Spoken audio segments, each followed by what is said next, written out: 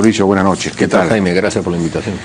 Bueno, ¿qué comentario tienes acerca de este nuevo, digamos, esta nueva detención, este nuevo descubrimiento? Aunque ya de Jorge Acurio se sabían muchas cosas, él ya había sido condenado incluso por varios otros delitos. Sí, incluso destituido. Destituido. Y además, bueno, en la Comisión Pari también se vio este tema y se encontraron las irregularidades en este tema de la vía de evitamiento del Cusco, en donde todo el mundo te dice claramente de que ahí hubo pues un acto de corrupción muy ostensible, muy visible. El señor Hamilton Castro creo que lo que ha hecho es proceder a completar toda la información adicional que se necesitaba y toda la investigación que se necesitaba a partir de la hipótesis que seguramente ya la había recabado en el mes de enero cuando él tuvo acceso a información del Brasil, y por eso es que ha llegado incluso hasta el estudio de abogados. Creo que hace bien también la aclaración de que no es el estudio de abogados el que está siendo afectado, sino la persona que lo integraba y que actuaba de testaferro, entiendo, porque aparece también como titular de las cuentas que sirvieron para que se pagaran allí las coimas. Lo que no queda claro es que si se efectuaron realmente los pagos, pero sí, por lo menos lo que sí se sabe es que se dio un número de cuenta para que ahí se depositara en un paraíso fiscal un pago de coima, ¿no? Ahora, este presidente regional en su momento fue el único presidente regional del nacionalismo, o sea, militante. Sí, y hasta el día de hoy sigue siendo militante. Yo me he preocupado de ver eso en el ROC. Y es evidente de que ahí había cierto modus operandi, ¿no? Porque hasta en la tarifa están coincidiendo, 3 millones, ¿no? Bueno, me imagino que Ollanta Humala se debe sentir un poco mal, porque a él le correspondía más, ¿no? O sea, llegar a presidente de la República para recibir una coima como lo de un presidente regional probablemente lo esté desalentando, ¿no? O de repente hay otros ingresos, en fin, los 3 millones no son todos. En fin, habría que ver, pero lo cierto es que esto es un avance importante. Y como esos hay otros presidentes regionales que tienen las cosas en salmuera. Hay casos en Madre de Dios, hay casos en Junín, hay casos en Ancash mismo, en Huánuco, en Piura con el proyecto Alto Piura, en Lambayeque con el Olmos, y también, aunque como remanente, porque esto viene desde el año 93, 94, en La Libertad con Chavimochi. Y esos son temas que me imagino los brasileños también tendrán que informar, ¿no? En la comisión Lavallato, a la que tú perteneces, ¿qué están viendo? Digamos, ¿tiene sentido esta comisión que está avanzando cosas? Mira, hay que ser sinceros en decir que es extremadamente complicado encontrar cosas distintas a las que puedan provenir directamente de una fuente brasileña. Como no tenemos acceso a eso, lo que nos queda es analizar los hechos que ocurrieron en el Perú y a partir de las irregularidades que encontramos, digamos, construir una hipótesis. Por ejemplo, ahora se ha casi culminado con el tema del gasoducto del sur, el proyecto Kuntur, que se había diseñado en el 2008 y que fue cambiado por el gobierno de Humala y se fue multiplicando su precio hasta llegar a casi 7.000 millones de dólares. Ya pasó por toda la investigación, se determinó que en proinversión hubo una festinación de trámites, se determinó que el famoso caso de Monroy que tú tuviste acá, al final el informe, bueno, un informe de justificación casi baladí, en el sentido de que una empresa que difiere de otra solamente por una letra es otra empresa y por lo tanto no incurría en una falta a ojos de la Contraloría General de la República, etcétera. O sea, sí se vio que había todo un esquema y que ese esquema entonces ahora guarda una relación con la privilegiada vinculación que tuvo Ollanta Humala con Odebrecht. Y es evidente que Odebrecht estuvo maquinando todo este tema. También se ha visto... Pero en ese asunto del gasoducto del sur, ¿se ha visto el tema de la participación de Nadine Heredia ahí? ¿O no? ¿O esa es otra comisión? Porque hay un montón de se ha visto allí. Pero se ha visto desde el punto de vista del señalamiento de dos personas que dicen que ella participó en varias de las reuniones y que estaba interesada en los temas. Nada más. Y digamos, eso es lo que se tiene hasta ahora. Falta ahora el cotejo con las agendas y falta la información brasileña y la declaración de ella para poder terminar esa etapa de la investigación, ¿no? Ahora, se va a tener que pedir prórroga porque hay demasiadas otras cosas que no se han visto, ¿no? Las que necesitamos completar, no solamente de los gobiernos regionales, sino también el tema del tren eléctrico, el tema de la carretera interoceánica, que lo hemos avanzado. Nos hemos topado después ya con la información de que hubo el pago de la coima a Maiman de 20 millones de dólares. Entonces ahora lo que hace falta es ver cómo se materializó en los hechos la entrega de la carretera interoceánica mediante una exoneración de SNIP y varias cosas, y cómo eso es evidencia del pago de la coima, ¿no? Ahora, ustedes no tienen que ver con el financiamiento venezolano. Por ejemplo, ha salido la información de que Ollanta Humala recibió, no sé, más de 20 millones de dólares de...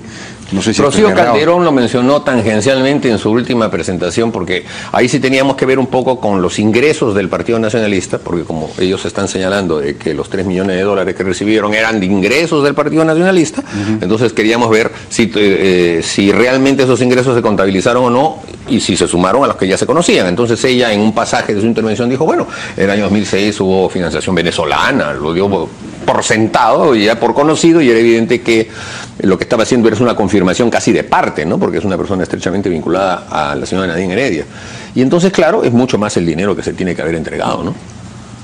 ¿Qué puedes comentar acerca de la participación de Rocío Calderón en la comisión? Es decir, ¿dijo algo interesante? No, en realidad... ya es una persona que ha sido citada en varias oportunidades por el Congreso y ya tiene un entrenamiento adecuado como para evadir, eludir y saber que las investigaciones del Congreso no producen consecuencias jurídicas penales, porque simplemente son para saber algo en nombre de la opinión pública y solo producen consecuencias en las personas que tienen derecho al antejuicio. Claro. Pero para personas comunes y corrientes no produce nada y pueden ir y no hablar, que es lo que siempre ha hecho Nadine Heredia, por ejemplo, no va a dar una declaración y no habla nada, no pasa nada, pues, ¿no? Entonces es más difícil obtener una información certera. Y ella, claro, estuvo en un plan de eludir permanentemente, no sabía por qué, por ejemplo, cada vez que ella cobraba $10.000 en OAS, aparecía en las agendas, ¿no? A ver qué explicación hay en eso, ¿no? Claro. No, yo no sé. No, las agendas no las he leído, dice. Entonces, con dar esa respuesta, ya entonces se va de cualquier lógica que pudiera haber ahí, ¿no? Tú has dicho que el Ministerio Público ya debió ordenar la prisión para el expresidente Ollanta Humala y Nadine Heredia. Sí, creo que una medida de comparecencia simple, que es la que tienen ellos frente a una imputación tan grave como que ya está confirmada y con todos los documentos que vienen del Brasil, es un poco desproporcionado comparado con otros casos en los que, no habiendo imputaciones de esa índole, están presos. El propio, por ejemplo, Martín Belaún del Ocio. O sea, él es partícipe de muchas cosas, ¿no? Pero ¿dónde está la cuenta que él ha recibido? No hay, pero como es partícipe conexo de tantas cosas, está preso. En cambio, el autor, el que recibe, no, él está ahí tranquilo. Y eso a mí me parece que es una especie de iniquidad, el problema es que recibió, o de miedo o de temor. Claro, el tema es que él recibió antes de ser presidente, pues no para la campaña, se supone, sí, y todo lo demás. Sí. Probablemente no sea un delito de funcionario público, pero sí es un lavado de activos, pues. Recibir una mochila con $3 millones es lavado de activos, porque es dinero ilícito. Aunque venga de una cuenta bancaria, el solo hecho de que te entreguen $3 millones es porque se quiere ocultar un pago que se hace pues con un cheque, en un sistema bancario, y la ley dice que tú debes presumir que sea ilícito. ¿Y cómo no va a presumir que sea ilícito si se lo estás tirando tú el billete y no lo declara? Es obvio. Ahora, hay una discusión, regresando al punto inicial, acerca de Hamilton Castro y su equipo, que es el que está, digamos, que está produciendo resultados, pero ha sido cuestionado por esta suerte de acuerdo secreto, preliminar, en fin, no sé cómo se le llama, este convenio con Odebrecht, por una supuesta debilidad frente a Odebrecht. ¿Tú qué opinas de eso? Porque la verdad es que lo que está produciendo es resultados. Bueno, a ver, Odebrecht como empresa, persona jurídica, es también un colaborador eficaz. Y a los colaboradores eficaces no hay que matarlos. Hay que, si bien es cierto, condenarlos, pero al mismo tiempo uno tiene que convencerlos de que les conviene dar información. Claro. Y en ese sentido la estrategia no está mal. Lo que no nos parece bien es que, al parecer, Odebrecht no es tan colaborador eficaz como realmente debiera ser. La señora Leandro Carreño, que ha estado en la comisión 2 veces, ha sido completamente elusiva y hasta agresiva en muchas de sus respuestas, que denotaba que Odebrecht en realidad volvía un poco al esquema de que no sé nada, todo es perfecto, aquí nunca ha habido coimas, y si alguien tiene que responder por ellas, son ellos individualmente, pero la empresa sigue siendo incólume, etcétera, etcétera, y nos parecía una posición un poco cínica. Entonces es evidente que en Odebrecht todavía se juega, ¿no? Ahora, como el señor Zavala ha declarado hoy día que Odebrecht iba a poder participar en proceso de licitación y concurso con el Odebrecht, no. Sí, porque ha dicho, sí, claro, ha dicho que Odebrecht. ¿Por qué? Porque el decreto legislativo que establece las restricciones habla solamente de empresas condenadas por corrupción. No, dice condenadas y que han confesado. El decreto de urgencia 003 por eso habla de las condenadas. Entonces, y de las que se han confesado o han, digamos... Correcto. Odebrecht todavía está, por eso te digo... No, ha confesado, pues no, Odebrecht está afuera. Se refieren a Grani Montero y a Ix y a las demás empresas brasileñas. OAS y Camargo y Correa, que son las más grandes, que también ya tienen que entrar en un proceso similar. O sea, no es que la cosa debe ir escalonada, la investigación es simultánea, es un solo caso. Ahora, claro, en nuestro país está Hamilton Castro y tiene la ayuda de 3 fiscales más. Aquí debería haber un equipo de tarea mucho más grande, mucho más sólido, y con fiscales superiores que estén ahí mirando ya el caso para que no tengan que leerlo en un expediente dentro de algún tiempo. Es decir, el equipo como se formó en Brasil, ¿no? De acuerdo. Bueno, ahora... Se dice, hay rumores acerca de lo que se viene el 1 de junio. ¿Tú has oído algo? Bueno, sí, los rumores que nosotros hemos recibido son confirmatorios de lo que prácticamente ha salido de las declaraciones de Odebrecht. Sabemos que los abogados de Ollanta han preguntado insistentemente sobre el tema de Alan García. Sabemos perfectamente cuáles son las respuestas, que son las mismas que conocemos. No ha dicho, o por lo menos no sabemos nosotros, a quién se refiere o a quién ha dicho Odebrecht que se refiere, pero ha dicho que no se refiere a Alan García. Ha dicho que no se refiere a Alan García. Y por lo menos eso lo podremos saber en junio. Pero lo cierto es que ha confirmado lo que ya se sabía del caso del señor Toledo y del caso del señor Humala, aunque el fiscal Juárez ha ido para ver específicamente el caso del señor Humala. Las preguntas fueron enviadas con anticipación, fueron formuladas por el fiscal brasileño, ¿no? Fueron por intermedio de él, fue una diligencia que también va a entrar en el expediente brasileño. No hubo una relación directa entre Juárez y... No, estaban juntos todos, y preguntaba el fiscal peruano y el fiscal brasileño le alcanzaba la pregunta, era como para cumplir una formalidad, de que es una diligencia hecha por un fiscal brasileño, ¿no? No es una conversación, porque no es autoridad, es un turista el que está llegando ahí, por más que sea un fiscal peruano. Entonces, sabemos esas cosas, pero hay cosas que todavía estamos averiguando, y en todo caso en junio se sabrá, ¿no? Bueno, hablando de Alan García y pasando a otro tema, Alan García se ha mostrado a favor de un indulto para Alberto Fujimori, ha desarrollado un poco esta tesis. ¿Ustedes están de acuerdo con eso? Es el indulto humanitario del que se ha hablado, ¿no? Él dice, las condiciones y el momento están dadas, si es que PPK lo decide, porque es su decisión para otorgarle el indulto humanitario a Alberto Fujimori por su edad, por su enfermedad y sus condiciones psicológicas.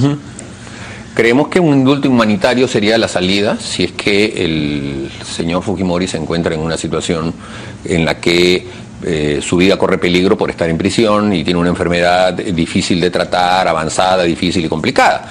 Eso lo establecerá un equipo de médicos, que así es como funciona el sistema, ¿no es cierto? Una persona dice, me estoy muriendo, estoy en prisión, viene el INPE determina un equipo de médicos independiente, le hace un examen y si ellos dicen, son los médicos los que pueden saber esas cosas, que la persona está en peligro su vida por esto, el presidente puede tomar la decisión de tomar un indulto. Ese es el indulto humanitario. Así que creemos que si eso es... El presidente, digamos, tiene discrecionalidad para tomar la decisión. Exactamente. Enrique Bernales, por ejemplo, dice que podría no tiene ningún impedimento legal, ni siquiera, digamos, él puede recibir el informe de los médicos que le dicen, oiga, no está con un problema terminal. Y el presidente lo puede sacar igual. Lo puede indultar. Es verdad. decir, es un asunto que depende de la evaluación personal que haga el propio presidente de la República. Si el presidente, para ponerlo en términos bien latos, le da la gana, lo puede hacer.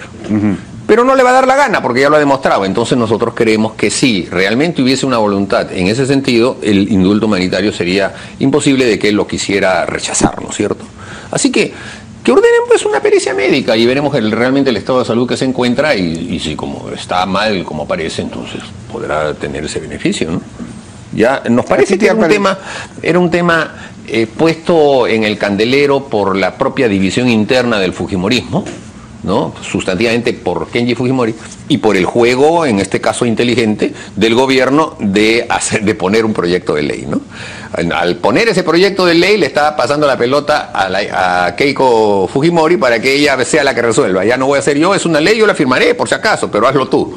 Y claro, ella iba a quedar en su cálculo mal si utilizaba la fuerza que tiene para un beneficio que pudiera ser familiar o personal, y entonces devolvió la pelota y se ha quedado la situación en la que se queda. ¿Tú crees entonces que el proyecto de ley debía ir digamos, formaba parte de la estrategia del gobierno? Sí, creo que es una de las pocas jugadas inteligentes que ha hecho el gobierno porque propició, acentuó la división que hay entre Keiko Fujimori. Es decir, el gobierno se propuso efectivamente dividir o acentuar la división, acorralar a Fuerza Popular, acorralar a Keiko Fujimori. Sí, pero ¿qué sentido tiene eso desde el punto de vista de la lógica de la gobernabilidad? El gobierno le interesaría llevarse bien, me imagino yo, con Fuerza Popular. Bueno, pero es que en la política hay que llevarse bien, sin duda, pero hay que mostrar fuerzas de vez en cuando, y entonces cuando la mayoría del Parlamento muestra a veces su fuerza, y estábamos por debatir el tema de la reconstrucción, entonces tú también puedes mostrar cierta capacidad de maniobra y tratar de neutralizar que te vayan a aplastar demasiado. El gobierno vive temeroso permanentemente del Parlamento, ¿no? Mañana vamos a tener una interpelación en la que todas las voces del gobierno es que vamos a desestabilizar, que cuidado, que los ministros son intocables prácticamente, que vamos a perder el tiempo. El ministro Vizcarra iba a decir, voy a tener que dejar de inaugurar obras para ir al Congreso. Miren qué insolencia, ¿no? Pero ese es su trabajo, tiene que ir a explicar las cosas. Es verdad que el ministro Vizcarra en este momento tiene una enorme tarea con la reconstrucción. Pero parte de esa tarea y además es el tema de Chincheros y tendrá que ir a explicarlo. Tiene que destrabar proyectos, tiene que hacer una serie de cosas. Sí, pues, pero también tiene que explicar. Un ministro tiene que explicar su trabajo o no tiene que explicar su trabajo. Él es un representante del Estado y él tiene que explicarlo. Y los parlamentarios estamos para reclamar en nombre de la ciudadanía el trabajo de los ministros. Cuando vemos que hay un tema que genera mucha polémica, venga el ministro y explique. Ahora, son muchas preguntas, te acepto. Son demasiadas y pueden ser demasiadas. Esos te acepto, son demasiadas. Se han acumulado demasiado. Eso pregúntale a los de Acción Popular, que son los que más preguntas han acumulado. Pero que el tema de que se le interpele para que responda es un tema absolutamente natural. No, eso es natural, pero digamos, ha habido la sensación, por lo menos se dijo o se dio, la gente de Fuerza Popular, algunos de ellos transmitieron la sensación de que en el caso de Basombrío lo censurarían. Por ejemplo, Lourdes Alcorta declaró, yo creo que ni siquiera hay que hacer interpelación, hay que pasar de frente a la censura. Bueno, ella, pero cosas de ese tipo. Pero no he visto mucho rebote de la declaración de ella en Fuerza Popular. No creo que vaya a haber ninguna censura, ni de Basombrío, ni de... No, la verdad es que yo no veo que haya un ánimo de censurar ni a Basombrío ni a Vizcarra. Creo que sí hay un ánimo de interpelar, en el caso de Basombrío el tema del Movadef y algunos temas de seguridad ciudadana seguramente van a estar en el tapete. Recién se están redactando las preguntas en el tema de Basombrío. O sea, no es que ya esté la cosa... ¿Pero ya se aprobó la interpelación? De Basombrío no, recién se están redactando las preguntas. Claro, sí, seguramente mañana y la próxima semana se dará cuenta, será un debate en el que analizaremos los temas de seguridad ciudadana, pues. ¿Tú crees que, digamos, se justifica una interpelación a Basombrío por el tema de Movadef? No solo por eso, yo creo que por diversos temas, ¿no? El tema del Movadef, no tanto por el Movadef, sino por la contradicción. Me parece gravísima la contradicción entre el director general de la policía y el ministro. O sea, no es posible que haya esa discrepancia, sobre todo porque la policía no tiene capacidad deliberante. Ellos no pueden emitir opiniones encima en contraria al ministro y públicamente sentado a su costado. No, pero ellos están actuando, tienen que actuar. Sí, tiene que actuar bajo órdenes. Un ministro que da las órdenes y el director general de la policía. No, pero el ministro no puede estar dándole la orden en un tema operativo. No, pero sí el ministro es el responsable de lo que sucede en su sector, sin duda alguna. Y si el ministro considera de que una marcha del Movadef es apología, entonces es una incongruencia que que la policía esté respaldando esa marcha. Él es el responsable, ¿cómo no va a saber? Él tendría que haber, si creía eso, tendría que haber conocido la marcha. Pero aquí lo que parece entonces es que el ministro ni sabía la marcha, ni lo consultaron, la marcha se dio y después se enteró en los periódicos. Eso está mal para un ministro del Interior, ¿o no? El ministro no se puede enterar de las cosas en los periódicos. Bueno, y esa contradicción sí es bueno resolverla y que las cosas queden claras, ¿no? De acuerdo, vamos a ir a una pausa. Gracias.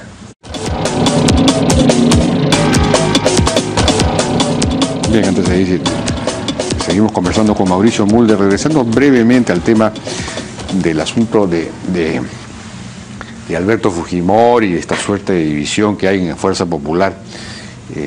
Y es un asunto que tiene que ver con la gobernabilidad, a mi juicio.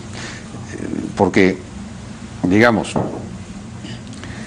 si realmente el gobierno quiere sacar adelante algunas reformas importantes, donde está la propia reforma de la policía, en donde no hay, en donde el propio Congreso ha derogado 2 o 3 decretos legislativos que a mi juicio son clave en la lucha contra la corrupción en la policía.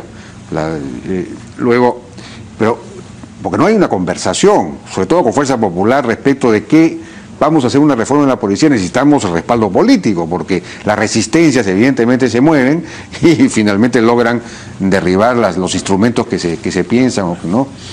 Entonces, no hay una conversación a alto nivel que permita definir, digamos, ponerse de acuerdo en ciertos rumbos, en ciertas reformas principales, la policía, la descentralización, la reforma laboral, etcétera. Entonces, lo que hay son, claro, sí hay comunicación a nivel operativo, a nivel de funcionarios con congresistas para sacar adelante decretos y cosas. Eso sí funciona más o menos, pero una conversación mayor no existe. No hay una, digamos, continua y permanente, pero sí hay una capacidad de entendimiento.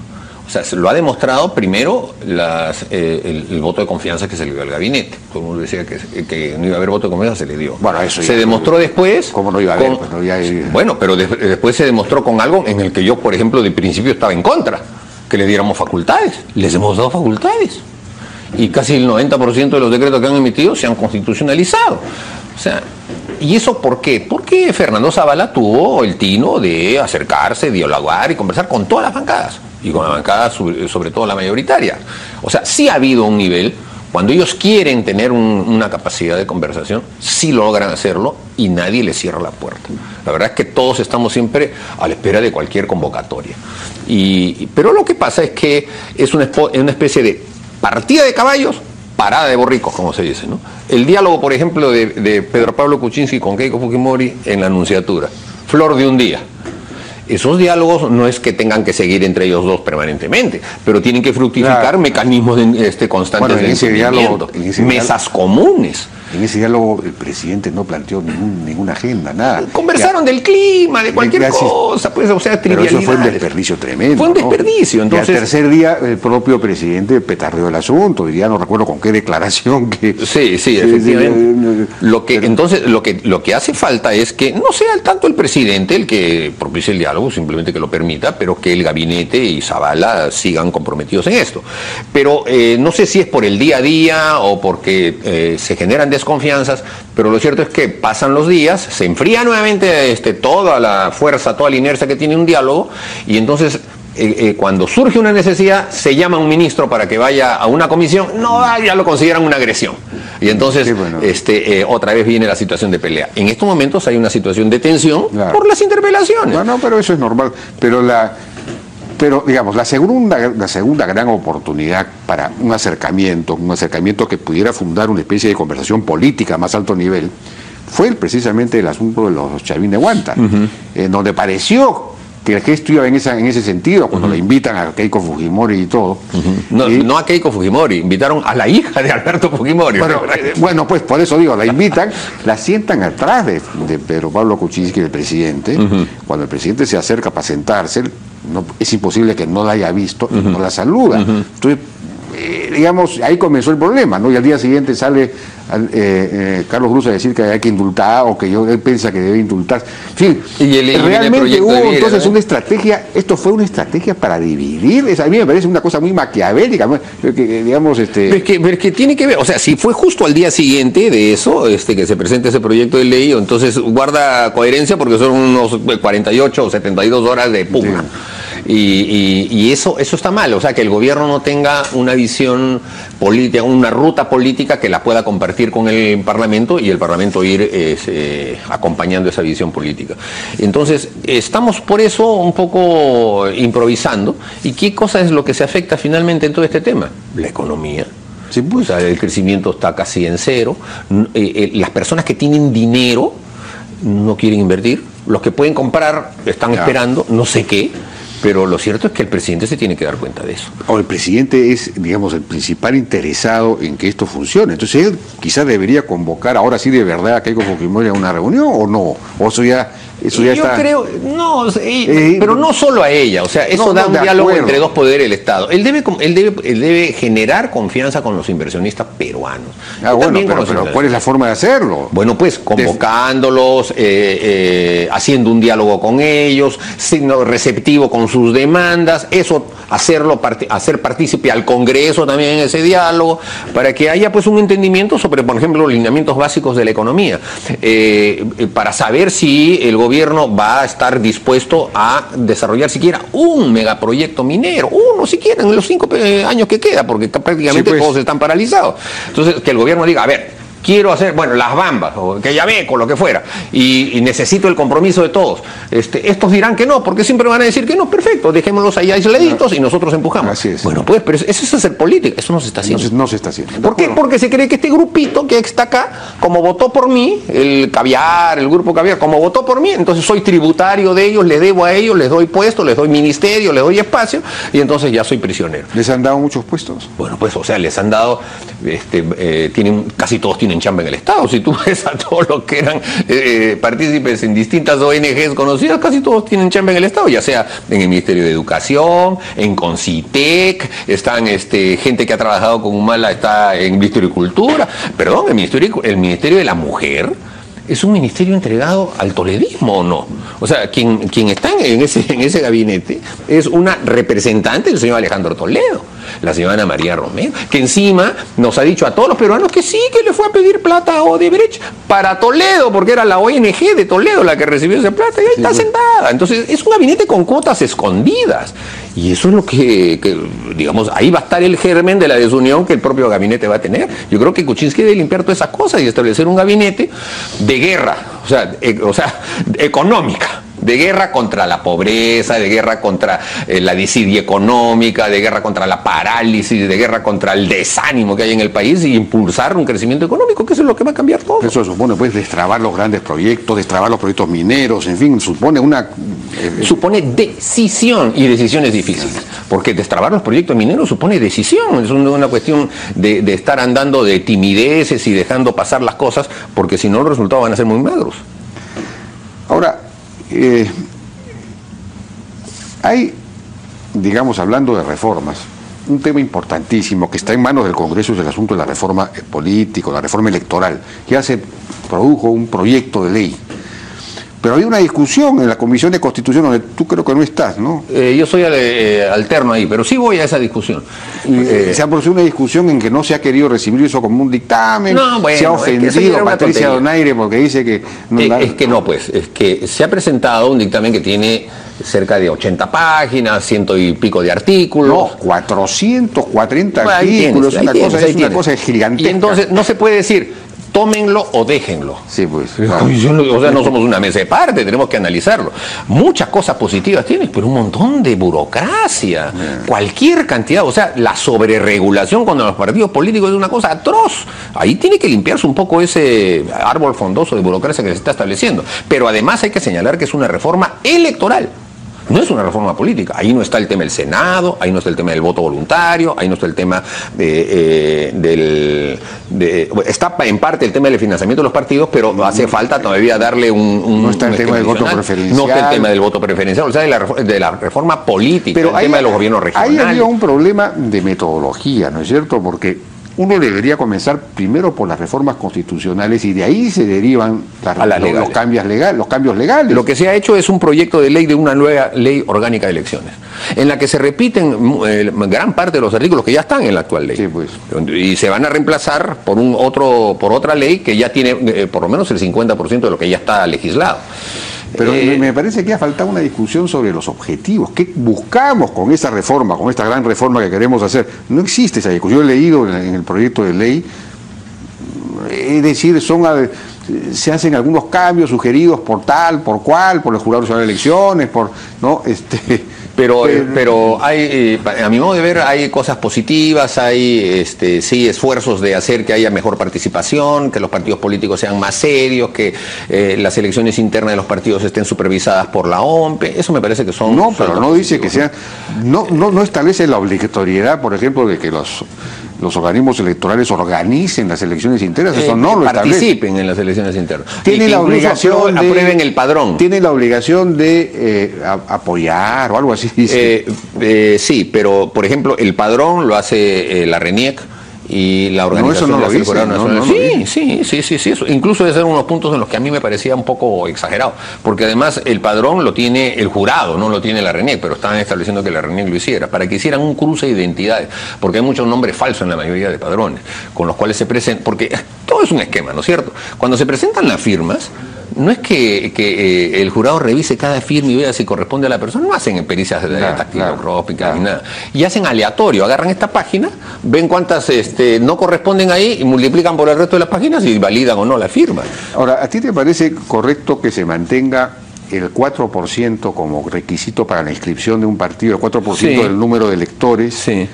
Pero si eso es así, digamos, si la barrera es bien alta, porque parece que comparativamente es muy alta, es decir, no, muy pocos países tienen una barrera tan alta. Sí, pero muy pocos países tienen 17 partidos inscritos como tenemos nosotros. Pero, no, de acuerdo, pero que igual... ya están inscritos, o sea, no es, y encima quieren que se baje la barrera para que entren otros 17, porque si tú bajas la barrera... No, pero digamos, la idea que planteaban algunos era, vamos a bajar esto y vamos a aumentar la barrera para la permanencia, es decir, que tengas que presentarte en todas las elecciones y en todos los niveles y además se presentan, pues no pasa nada. Y después, claro, fracasan en ese proceso electoral y en la siguiente se vuelven a presentar con un número mínimo de firmas y vamos a seguir teniendo 25 o 30 partidos en cada elección. Entonces, no, tú tienes que poner vallas altas porque si tú eres un partido político y no puedes recolectar una cantidad de firmas importantes, todo lo hacemos recolectado. Pero si una persona... Los partidos inscritos lo hacemos recolectado. Un ciudadano quiere participar en política. Bueno, tiene 17 partidos políticos para escoger.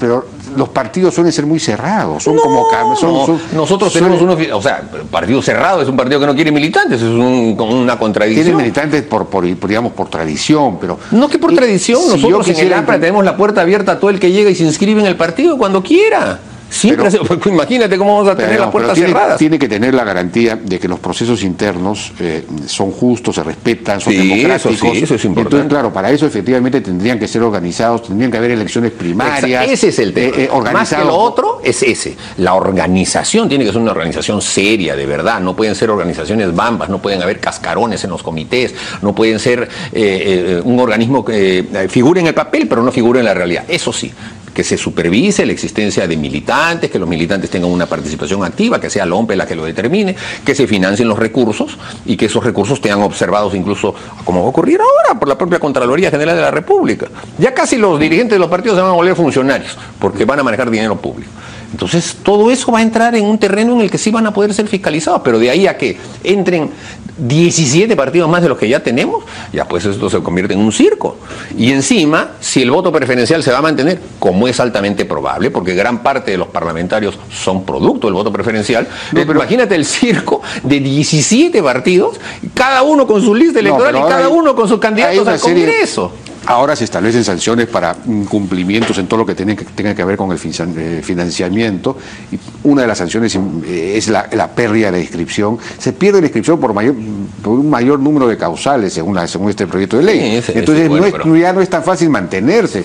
Tienes que acreditar una serie de cosas, tienes que mantener tu padrón activo, en fin, con un cierto número. En fin, ya no recuerdo, hay un conjunto de condiciones que se pueden establecer que hacen que no sea tan fácil permanecer como cascarón. O sea que porque la mayor parte de esos 21 que tú dices son cascarones en realidad, no son partidos de verdad.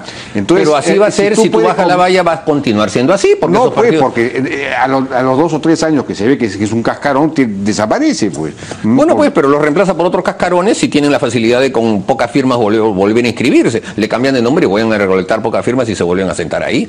Entonces, no, lo que tienen que hacer es demostrar en la cancha que tienen capacidad de organización.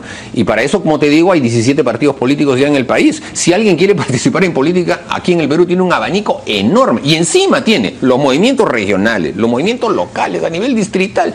Cualquiera en un distrito junta firmas y se lanza al margen de los partidos. Han podido poner también exigencias más fuertes para los movimientos regionales, ¿no? Que tengan que presentarse pues en varias regiones. Eso es fundamental, así es. Pero, yo también creo pero no está así. No, es que por eso te digo, yo no estoy defendiendo la reforma, hay una serie de incongruencias ahí. Yo no creo que la reforma deba promover, por ejemplo, esos movimientos distritales en donde alrededor de un sujeto que hace una pequeña recolección de firmas... Han eliminado los distritales y los provinciales, felizmente, pero no los regionales, pero los regionales...